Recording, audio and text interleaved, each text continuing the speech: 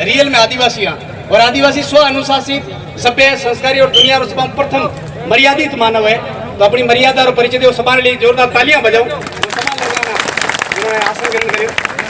परम सम्मानित मंच सामने विराजमान मेरे पिता तुल्य बुजुर्गणों, नौजवान युवा साथियों, मातृशक्ति, आप सभी को क्रांतिकारी जय जोहार।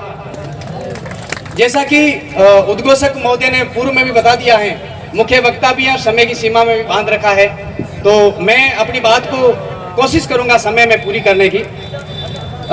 आज जो विश्व आदिवासी दिवस पूरे विश्व भर में मनाया जा रहा है, यह विश्व आदिवासी दिवस क्यों घोषित हुआ, क्या जरूरत पड़ी कि पूरे विश्व में सिर्फ आदिवासियों के लिए विश्व आदिवासी दिवस घोषित किया गया।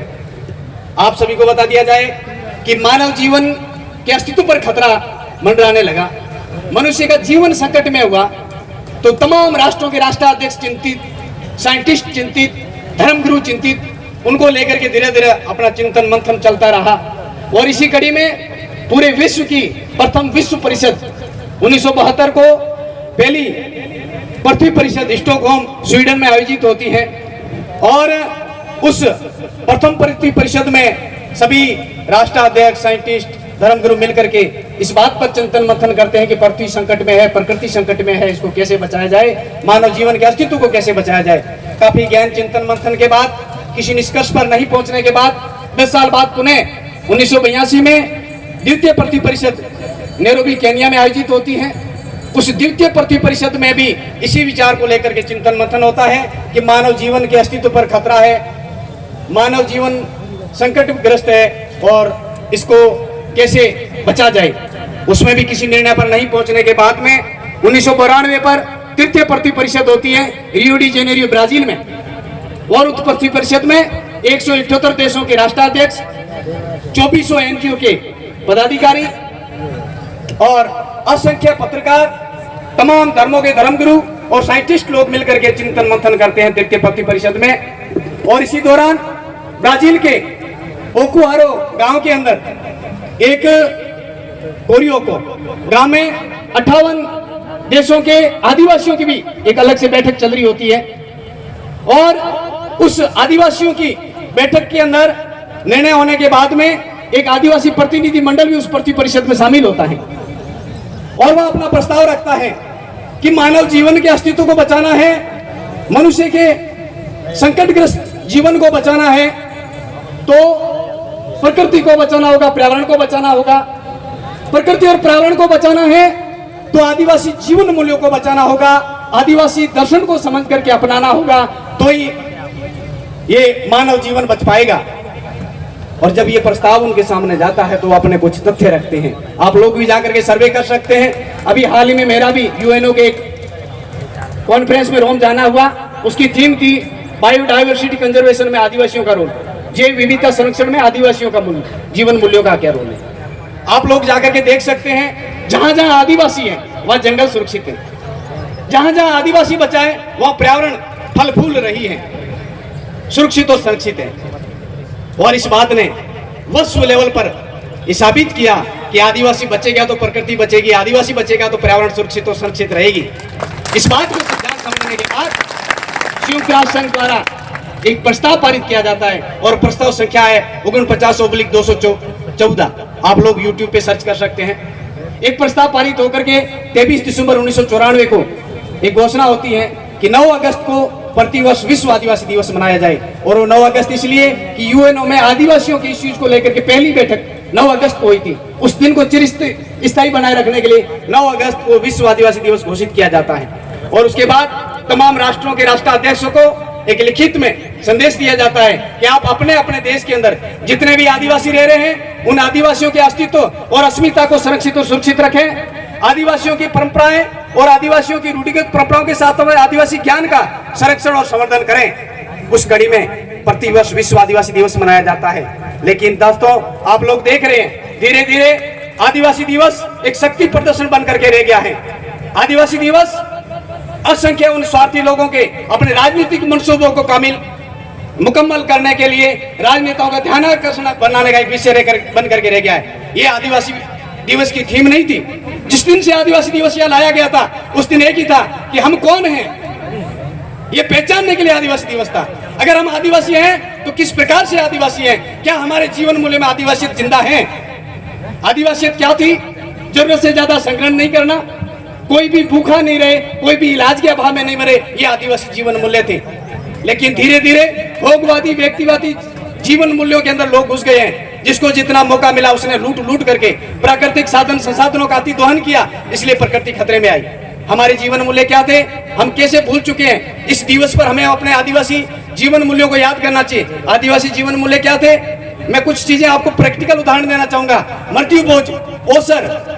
आप लोगों को पता हो आदिवासी जीवन मूल्य है, जिस घर में मृत्यु हो जाती है 12 दिन तक उस घर में चूल्हा नहीं जलता है, और उस घर के जो बच्चों के साथ में, परिजनों के साथ में आने वाले रिश्तेदारों के, उनके भाई भतीजे अड़ोसी पड़ोसी, उनका भी खाना खिलाते हैं। लेकिन मृत्यु होती है उस घर में 12 दिन तक चूल्हा नहीं जलता था। ये हमारे आदिवासी जीवन मूल्य थे, हम उसको भूल गए हैं। याद करिए उन जीवन मूल्यों को और पुनः जीवित करिए।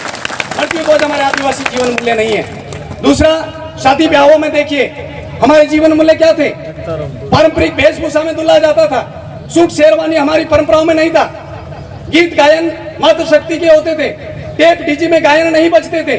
और हमारे जो गीत गायन में जो हमारी कला संस्कृति थी वो खत्म होती जा रही है। ये डीजे और टेप उस संस्कृति को खा गया है। उसको पुनर्जीवित करने के लिए आदिवासी दिवस है। आपको ये महसूस करवाने के लिए कि अपनी कला और संस्कृति को सुरक्षित और संरक्षित रखें। मात्र शक्ति द्वारा गाए जाने वाले गीत गायनों को जिंदा करें और टेप डीजे की संस्कृति से बाहर आकर के आदिवासी जीवन मूल्यों को जिंदा करें। आदिवासी जीवन मूल्य आगे क्या कहते हैं? सिर्फ साथी यही नहीं, आपने देखे होंगे हमारे जो वाद्य यंत्र थे, आज भी आदिवासी अगर पहचाना जाता है तो सभ्यता संस्कृति के साथ में इनके वाद्य यंत्रों की वजह से। ढोल, मांदल, अलगोजा, रावणा था, ये वो सुरीले वाद्य यंत्र हैं जिनके बजने से हर कोई अपनी जगह पे थिरक उठता है, डांस करने को मजबूर हो जाता है। हम उन सारे हमारे वाद्य यंत्रों को भूल चुके हैं और डीजे ले आए हैं। डीजे को बंद करके अपने घरों में ढोल मांदल को बजाना अपने शुरू करिएगा। ये हमारी सभ्यता और संस्कृति है और यही हमारी आदिवासी को जिंदा रखने का एकमात्र तरीका है। आदिवासियों को शिकारी बना दिया गया। अपने घरों के अंदर गुलेल, गोफन, तीर कमान सजा करके रखिए और तमाम लोगों को यह संदेश दीजिए, हमारे इन गुलेल गोफन ने, इस तीर कमान ने इस धरती की रक्षा की, इस जल जंगल जमीन की रक्षा की, मात्र शक्ति के स्वाभिमान और सुरक्षा की रक्षा की है। कभी भी शिकार करने के लिए हथियार नहीं थे। लेकिन दुर्भाग्य से गैर आदिवासी लोगों ने हमको शिकारी कहा, हमको नंगे भूखे और जंगलों में रहने वाले, कच्चा मांस खाने वाले कहा। इसलिए हम आदिवासी सबसे घृणा करने बैठे। आदर्श किशोर जी, मैं वास्तव में बताऊं, मुझे खुद को याद है आदिवासी शब्द सुनकर के घृणा होती थी, क्योंकि आज दिन तक यही प्रसारित किया गया। आदिवासी कौन? जंगलों में रहने वाला, कच्चा मांस खाने वाला, नंगा रहने वाला वो आदिवासी। मैंने उन लोगों को कहा, हम जब पढ़े लिखे इस संविधान की बदौलत जब जागरूक हुए तो पता लगा कि इस पृथ्वी का सबसे प्रथम सभ्य और मर्यादित मानव आदिवासी। और किस प्रकार है जरा सुनिएगा। यहाँ जो आज बच्चे बैठे थे, ये जो पत्ते पहन के बैठे थे, ये कपड़े पहनने का आविष्कार आदिवासियों ने किया। जब कपड़ा मशीनरी से बना भी नहीं, उससे पहले उन्होंने प्राकृतिक पत्तों को कपड़े बना करके कपड़े पहनने की मर्यादित परंपरा को शुरू किया था आदिवासियों ने। दुनिया का सबसे प्रथम सभ्य मानव कौन? आदिवासी। कुछ लोग कहते हैं कि प्राकृतिक पत्ते पहना करके आप नग्न बच्चों को प्रदर्शित करते हो। मैं उनको कहना चाहता हूं कि नग्न तो तुम लोग हो जो अपनी भरी जवानी में बच्चियों को टूटी फूटी जिनसे पहना करके फैशन के दौर में दिखाते हो। तुम अपना नंगा बदन प्रदर्शित करते हो। ये बच्चे यहाँ पर दुनिया को संदेश देते हैं कि तुम्हारे समय में जब ये कपड़ा मशीनरी से बनना शुरू नहीं हुआ, उससे पहले कपड़े पहनने की परंपरा का आविष्कार हमने किया है। इसलिए हम सबसे प्रथम सभ्य और मर्यादित मानव हैं। हमको कच्चा मांस खा करके जीवन यापन करने वाले कहने वालों को हमने संदेश दिया है। ये पूरे ब्रह्मांड के लोग कच्ची चीजें खाते थे, लेकिन जिस चीजों को पका करके जिस चीज पे खा रहे हैं उस अग्नि का आविष्कार किसने किया? हम आदिवासी ने अग्नि का आविष्कार किया। हम आविष्कारक लोग हैं। दुर्भाग्य हमारा की किताबों में हमें आविष्कारक का दर्जा नहीं मिला। ये चकाचौंध करती हुई जो गाड़ियां चल रही है, जिसपे जो पहिया चलता है, पहिए का आविष्कारक आदिवासी। जिसपे आज जो खेती बाड़ी चल रही है, धान रोप करके खेती करने का, बीज रोप करके उसके फल उपजाने का जो काम, ये जो परंपरा है, इसके आविष्कारक आदिवासी, कृषि के आविष्कारक। इस प्रकार के आदिवासी कबीलाई समुदाय के इस गौरव को महसूस करने के लिए आदिवासी दिवस है। साथियों, समय बहुत कम है और बहुत सारी बातें यहाँ कहने के लिए मैं चाहता था कि कुछ चीजें कही जाए, लेकिन समय अभाव के वजह से मैं मंच की गरिमा का, आयोजन कमेटी की भावनाओं का ध्यान रखते हुए अपनी बात को यहीं संक्षिप्त करते हुए आप सभी से चाहूंगा कि इस विश्व आदिवासी दिवस की परंपराएं साहब आज पिछले महीने भर से चल रही है। और एक एक गांव की जो कार्यक्रम देखे होते तो भव्य और आलीशान। मैं चाहता हूं उन लोगों ने कि तालियां बजाइएगा जिन्होंने 9 अगस्त को कार्यक्रम शुरू तय किया था। हमने उन्हें जरूर विनय किया कि 9 अगस्त को जिला मुख्यालय पे होगा, तो क्या हम आप 1 अगस्त से शुरू करो, 30 अगस्त तक लगातार मनाते रहेंगे।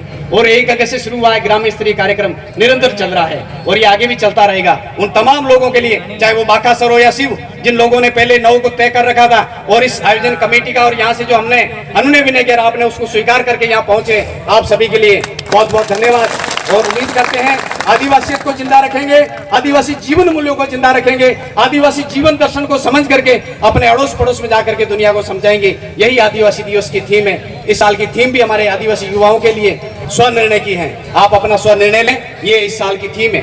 पिछले साल की थी वीमेन एम्पावरमेंट, इस साल की यूएनओ द्वारा घोषित थीम है indigenous youths as agent of self determination. ये इस साल की थीम है, तो इस थीम के ऊपर काम करेंगे। असंख्य युवा लोगों, आप इस चीजों को सुन रहे हैं, अपनी आदिवासियत को जिंदा रखें, आदिवासी जीवन मूल्यों को जिंदा करने के लिए अपने घर परिवार से शुरुआत करें। अपने घरों में जो गैर आदिवासी परंपराओं खत्म करके आदिवासी परंपराओं को शुरू करेंगे। इसी आशा और उम्मीद के साथ आप सभी का लाख लाख जोहार, जिंदाबाद। एक बार जोरदार जय घोष हो जाए। जय जोहार का नारा है, भारत देश हमारा है, जय नारा है, भारत देश हमारा है, आदिवासी एकता जिंदाबाद, जिंदाबाद, आदिवासी एकता जिंदाबाद, जिंदाबाद, आदिवासी महापुरुष अमर रहे, अमर रहे, अमर रहे, तमाम महापुरुष अमर रहे। अमर रहे, अमर रहे। धन्यवाद।